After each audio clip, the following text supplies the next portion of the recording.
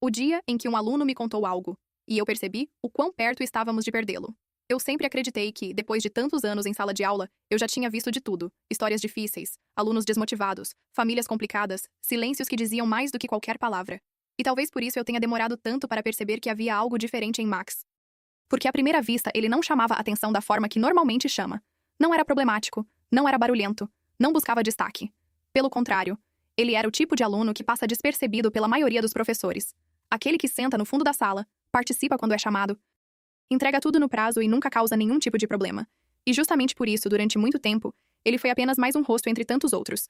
Até que comecei a notar pequenos detalhes que não combinavam com o restante. Porque apesar de suas redações serem brilhantes, profundas de um jeito quase desconfortável para alguém da idade dele, havia sempre uma sombra por trás das palavras, como se ele escrevesse a partir de um lugar que não era comum para um adolescente. E isso começou a me intrigar, mas ainda assim não era suficiente para soar um alarme. Pelo menos não naquele momento. Então a rotina continuou, as aulas, as correções, as conversas rápidas no corredor, até que pouco a pouco, algo começou a mudar. Primeiro foram pequenas ausências. 1 ou 2 dias aqui e ali, nada que fosse tão incomum. Depois vieram os atrasos, os trabalhos entregues fora do padrão que ele mesmo havia estabelecido. E quando ele aparecia, havia algo diferente no olhar. Um cansaço que não parecia ser apenas falta de sono. Olheiras profundas, postura mais curvada, como se estivesse carregando um peso invisível que ninguém mais conseguia ver. E foi aí que comecei a prestar mais atenção, a observar com mais cuidado, tentando encontrar algum momento em que pudesse me aproximar sem invadir, porque existe uma linha muito delicada entre ajudar e pressionar. E eu não queria afastá-lo ainda mais. Então tentei algumas abordagens sutis, perguntas simples, comentários leves, oportunidades para que ele se abrisse se quisesse, mas todas as vezes a resposta era a mesma. Um sorriso curto, educado, seguido de um "tá tudo bem, só estou cansado". E por mais que algo dentro de mim dissesse que aquilo não era verdade, eu aceitei, talvez por hábito, talvez por comodidade, talvez porque, no fundo, seja mais fácil acreditar naquilo que mantém a rotina intacta do que encarar o que pode estar escondido por trás. E assim os dias foram passando, e eu continuei observando, percebendo que Max estava ali, mas ao mesmo tempo parecia cada vez mais distante. Como se estivesse desaparecendo aos poucos bem diante dos meus olhos. E ainda assim, eu não fazia ideia de que aquilo era apenas o começo de algo muito maior do que eu poderia imaginar. Algo muito maior do que eu poderia imaginar. E mesmo assim, por mais que os sinais estivessem ali, eu continuei seguindo a rotina como se estivesse tudo sob controle. Como se observar fosse suficiente, como se perceber já fosse, de alguma forma, ajudar. E talvez essa tenha sido a parte mais difícil de admitir depois, porque os sinais não eram sutis, não de verdade. Eles apenas eram fáceis de ignorar quando você está acostumado a lidar com dezenas de alunos ao mesmo tempo. Cada um com suas próprias histórias, suas próprias dificuldades. E então você começa a classificar, a priorizar, a reagir ao que é mais visível, ao que grita mais alto. E Max nunca foi esse tipo de aluno. Ele não chamava atenção, não interrompia a aula, não causava preocupação imediata, ele simplesmente ia desaparecendo aos poucos. E foi exatamente isso que aconteceu, porque as faltas começaram a aumentar. De 2 dias aqui e ali passaram a semanas incompletas. Trabalhos começaram a ser entregues com atraso, ou, em alguns casos, simplesmente não apareciam. Algo completamente fora do padrão de alguém que sempre foi tão consistente. E quando eu o via nos corredores, havia algo diferente na forma como ele caminhava. Mais lento, mais fechado, evitando contato visual, como se estivesse tentando ocupar o menor espaço possível no mundo. E ainda assim, quando eu o chamava, quando tentava abrir algum tipo de conversa, ele mantinha a mesma resposta de sempre. Educada, controlada, distante, tá tudo bem. E eu queria acreditar. Eu realmente queria. Porque acreditar significava não precisar ir além. Não precisar enfrentar a possibilidade de que havia algo muito errado acontecendo bem diante de mim. E ao mesmo tempo, havia pequenos detalhes que insistiam em quebrar essa ilusão. Como o fato de ele estar sempre com a mesma roupa, ou pelo menos parecia a mesma, repetida mais vezes do que o normal, ou o jeito como ele evitava qualquer situação que envolvesse exposição, como apresentações ou trabalhos em grupo. Não por timidez comum, mas por algo mais profundo, como se houvesse um medo constante de ser observado de perto demais. E então, havia o cansaço. Aquele cansaço que não combina com alguém da idade dele, que não se resolve com uma boa noite de sono, que aparece nos olhos, na postura, na forma como a pessoa respira.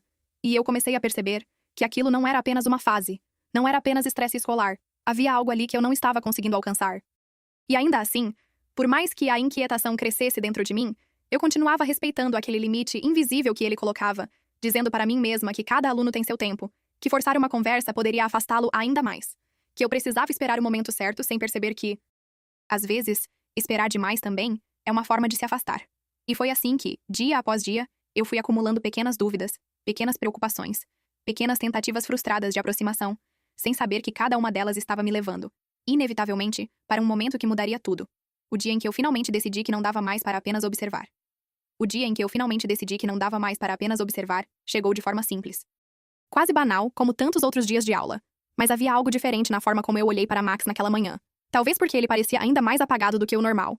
Talvez porque, pela primeira vez, eu senti que se não fizesse algo naquele momento, poderia não haver outra chance. E foi por isso que, ao final da aula, enquanto os outros alunos saíam, eu pedi para ele ficar, com a desculpa mais comum possível, falar sobre tarefas atrasadas, nada que soasse invasivo ou alarmante, apenas o suficiente para criar um espaço. E ele hesitou por um segundo, como se estivesse calculando algo, mas acabou ficando. Fechando a porta atrás de si com um cuidado que me chamou a atenção, e então o silêncio tomou conta da sala. Um silêncio diferente dos outros, mais denso, mais pesado, como se carregasse algo que ainda não tinha sido dito. E eu comecei a falar de forma leve, mencionando os trabalhos pendentes, perguntando se ele precisava de ajuda para se organizar, mantendo o tom profissional, seguro, dando a ele a oportunidade de entrar na conversa sem pressão. Mas ele não respondeu. Ficou apenas olhando para o chão, com os ombros levemente curvados, as mãos juntas, imóveis, e aquele silêncio começou a se alongar de uma forma desconfortável. Não para mim, mas para o que ele parecia estar segurando. E por um momento, eu pensei em encerrar ali, em respeitar aquele limite mais uma vez. Dizer que poderíamos conversar outro dia, que não havia problema. Mas algo me fez ficar. Algo me disse que aquele não era um silêncio comum, que havia uma decisão acontecendo ali. Invisível, interna.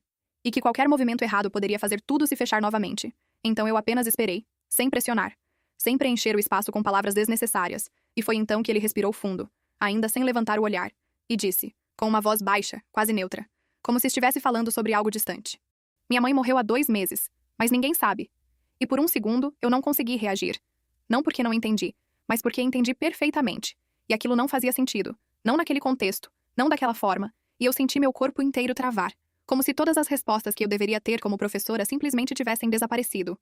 E ainda assim eu sabia que precisava continuar ali, presente, porque aquele momento não era sobre mim, era sobre ele. E então, tentando manter a calma, perguntei sobre o pai. Qualquer referência, qualquer apoio que ele pudesse ter, e ele apenas deu de ombros, como se a resposta não tivesse peso algum.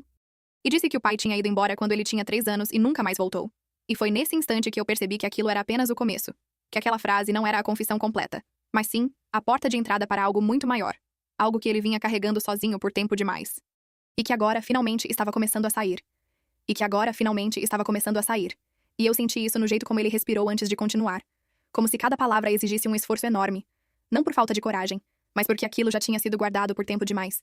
E quando ele voltou a falar, não havia emoção na voz, não havia choro, não havia desespero aparente, e talvez tenha sido isso que mais me atingiu. Aquela calma vazia, como se ele já tivesse passado por tudo o que precisava passar sozinho, como se o impacto já tivesse acontecido semanas antes, longe de qualquer ajuda, longe de qualquer testemunha. E agora restasse apenas o relato. E ele começou a explicar, aos poucos, que a mãe estava doente há algum tempo. Câncer. Mas que nunca contou para ninguém, porque não tinham dinheiro para tratamento adequado. Porque ela trabalhava em 2 empregos, e ainda assim, mal conseguiam pagar as contas. E enquanto ele falava, eu tentava acompanhar cada detalhe, montar mentalmente uma linha do tempo que fizesse sentido, mas nada parecia suficiente para justificar o que veio depois, porque então ele disse que ela pediu uma promessa, que ele não contaria para ninguém, que não deixaria ninguém se envolver, porque tinha medo de que ele fosse levado por assistência social, que perdesse a casa, que fosse separado de tudo o que ainda restava, e ele cumpriu. Ele realmente cumpriu, até o fim, até o último momento, e então ele disse, da mesma forma direta, quase sem pausa, ela morreu no apartamento, e por um segundo, o ar da sala pareceu desaparecer, porque aquilo não era apenas uma perda. Era uma situação que nenhum adolescente deveria enfrentar, muito menos sozinho, e ainda assim ele continuou, explicando que já fazia 2 meses. 2 meses vivendo sozinho, fingindo que nada tinha acontecido, indo à escola quando conseguia, faltando quando não dava, aprendendo a lidar com coisas que nunca deveriam ser responsabilidade dele, como pagar contas, organizar documentos, imitar a assinatura da mãe quando necessário, tentando manter uma aparência de normalidade que claramente estava se desfazendo. E enquanto ele falava, cada pequeno detalhe que eu vinha observando nas últimas semanas começava a fazer sentido de uma forma dolorosa. As roupas repetidas, o cansaço, as faltas, o isolamento, tudo estava ali, diante de mim. Não mais como sinais desconexos, mas como partes de uma realidade que eu não tinha conseguido enxergar a tempo. E ainda assim, o que mais me marcou naquele momento não foi apenas o que ele estava dizendo, mas a forma como dizia. Como se estivesse descrevendo a rotina de outra pessoa, como se aquela história não pudesse mais afetá-lo porque ele já tinha ultrapassado o limite do que conseguia sentir sozinho. E foi nesse instante que eu entendi que aquilo não era apenas uma conversa difícil. Era uma situação urgente, profunda e potencialmente perigosa, e que qualquer decisão que eu tomasse a partir dali poderia mudar completamente o rumo da vida dele. Mudar completamente o rumo da vida dele, e foi exatamente essa consciência que começou a pesar sobre mim enquanto ele continuava falando, porque a cada detalhe revelado eu entendia que aquilo ia muito além de uma situação difícil. Era uma realidade insustentável sendo carregada por alguém que ainda nem tinha terminado o ensino médio, e então ele começou a explicar como estava sobrevivendo nesses 2 meses. E foi nesse ponto que tudo ficou ainda mais duro de ouvir. Porque não havia romantização nenhuma. Não havia aquela ideia de superação que às vezes tentamos enxergar para aliviar o impacto.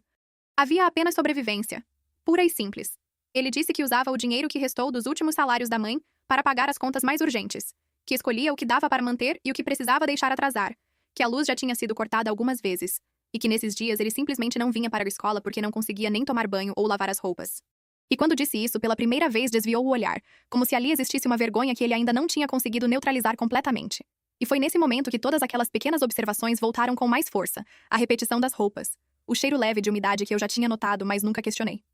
Os dias em que ele simplesmente desaparecia, tudo fazia sentido agora. E ainda assim ele continuava, como se precisasse tirar tudo de uma vez, como se parar no meio fosse pior, e explicou que aprendeu a falsificar a assinatura da mãe para lidar com documentos básicos, que evitava qualquer tipo de contato com adultos fora da escola, que mantinha a porta do apartamento sempre fechada e as interações com vizinhos ao mínimo. Tudo para sustentar aquela ilusão de que nada tinha mudado, de que ainda havia alguém ali cuidando dele.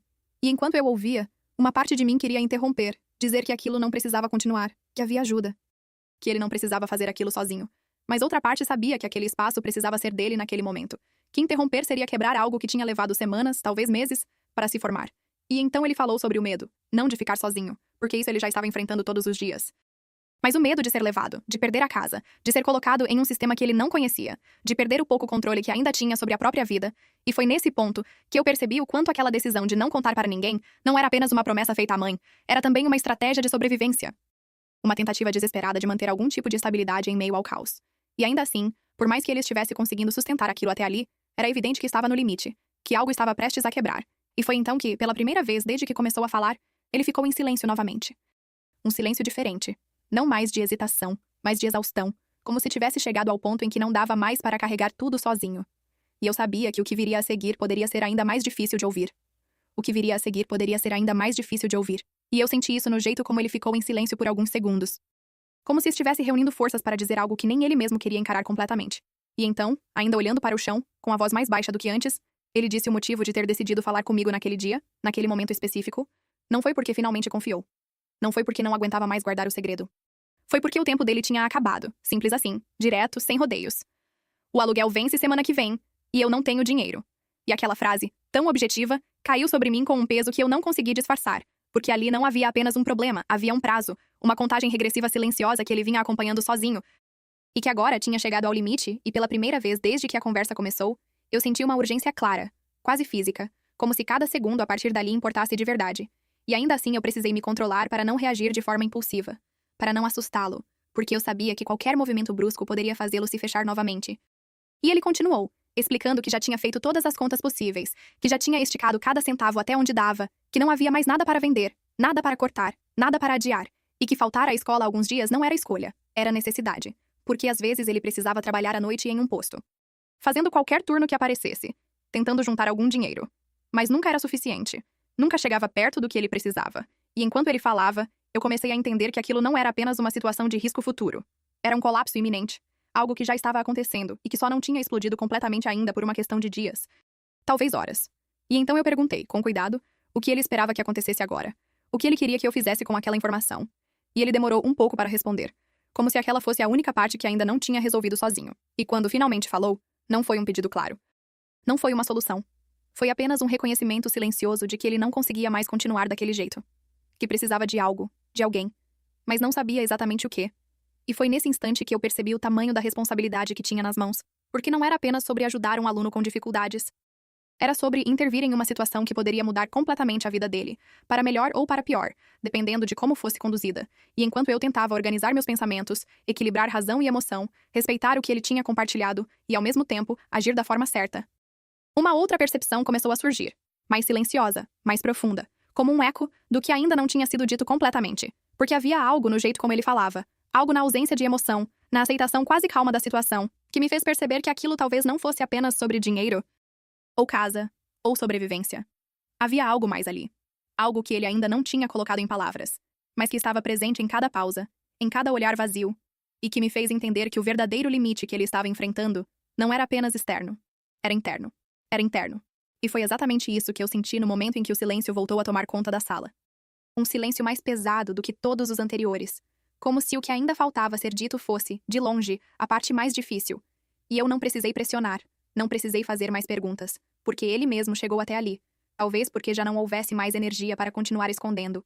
Talvez porque pela primeira vez ele estivesse diante de alguém que realmente estava ouvindo, e então ele levantou o olhar por alguns segundos, não completamente, mas o suficiente para que eu visse algo que não tinha aparecido antes. Não era tristeza, não era medo.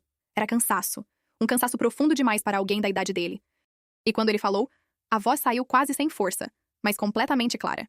Ele disse que não achava que conseguiria continuar, que vinha tentando todos os dias, mas que estava ficando mais difícil, que o corpo não acompanhava mais, que a cabeça não parava, e então, depois de uma pausa curta, como se estivesse escolhendo cada palavra com cuidado, ele completou que já tinha pensado no que faria quando o dinheiro acabasse, que já tinha um plano, não detalhou, não precisou, porque o peso daquela frase já dizia tudo. E naquele instante eu senti algo atravessar meu peito de forma quase física, porque aquilo não era mais uma possibilidade distante. Não era um risco abstrato, era algo concreto, pensado, considerado, que já fazia parte da realidade dele. E o mais devastador de tudo foi perceber o quanto ele falava daquilo, com uma naturalidade assustadora, como se fosse apenas mais uma decisão prática, mais uma solução dentro de um cenário sem saída. E foi aí que eu entendi, com uma clareza que nunca tinha sentido antes, que aquele momento, aquela conversa, não era apenas importante, era decisiva. Porque se ele tivesse ido embora sem falar, se eu tivesse deixado passar mais um dia, mais uma aula, talvez eu nunca soubesse, talvez ninguém soubesse. E o que viria depois não poderia ser desfeito. E por um segundo eu precisei lutar contra a minha própria reação, contra o impulso de demonstrar desespero, de dizer tudo de uma vez, de prometer coisas que eu ainda não sabia como cumprir, porque eu sabia que ele precisava de algo diferente, precisava de estabilidade, de alguém que não fosse se desorganizar diante daquilo. E então eu respirei fundo, controlei a voz e disse, com a maior firmeza que consegui reunir naquele momento: "Você não vai passar por isso sozinho." E aquelas palavras não eram apenas uma tentativa de consolo, eram uma decisão, uma linha que eu estava traçando ali, entre o que tinha sido até então e o que precisava acontecer a partir daquele ponto. E eu não sabia exatamente como resolver tudo aquilo, não tinha todas as respostas, mas sabia, com absoluta certeza, que não podia mais deixar que ele carregasse aquilo sozinho nem por mais um dia. E foi nesse instante, olhando para ele, vendo pela primeira vez uma pequena mudança no olhar, quase imperceptível, como se algo tivesse sido interrompido dentro dele, que eu entendi que, sem saber, eu tinha acabado de fazer algo muito maior do que apenas ouvir. Eu tinha interferido no momento mais crítico da vida dele. Eu tinha interferido no momento mais crítico da vida dele. E a partir dali, tudo precisou acontecer rápido. Mesmo que por dentro eu ainda estivesse tentando processar o peso de tudo o que tinha acabado de ouvir, porque não havia mais espaço para hesitação. Então, assim que ele saiu da sala naquele dia, mantendo o máximo de calma possível para não assustá-lo, eu fechei a porta e, pela primeira vez desde o início da conversa, permiti que a realidade me atingisse com força total. Minhas mãos tremiam, minha respiração estava descompassada, e por alguns segundos eu apenas fiquei ali, parada, tentando organizar meus pensamentos. Mas logo peguei o telefone e fui direto para a direção. Porque eu sabia que aquilo não era algo que eu poderia, ou deveria, resolver sozinha. E mesmo com todo o cuidado necessário, com toda a burocracia que envolve esse tipo de situação, uma coisa ficou clara desde o início: nós não iríamos deixá-lo cair. E foi assim que, pouco a pouco, uma rede começou a se formar ao redor dele. Primeiro com a direção assumindo a responsabilidade de acionar os serviços necessários, depois com o envolvimento do orientador, e, em paralelo, uma decisão que fez toda a diferença: lutar para que ele permanecesse na escola, no mesmo ambiente, com as mesmas referências. Porque tirar tudo dele naquele momento seria apenas mais uma perda. E enquanto os processos legais seguiam, algo inesperado aconteceu. A escola inteira começou a se mobilizar, não como uma obrigação institucional, mas como uma resposta humana, quase instintiva, porque a equipe da cantina passou a garantir que ele tivesse comida todos os dias, inclusive para levar para casa. O treinador conseguiu um trabalho para ele dentro da própria escola. Alguns professores se organizaram para ajudá-lo com transporte.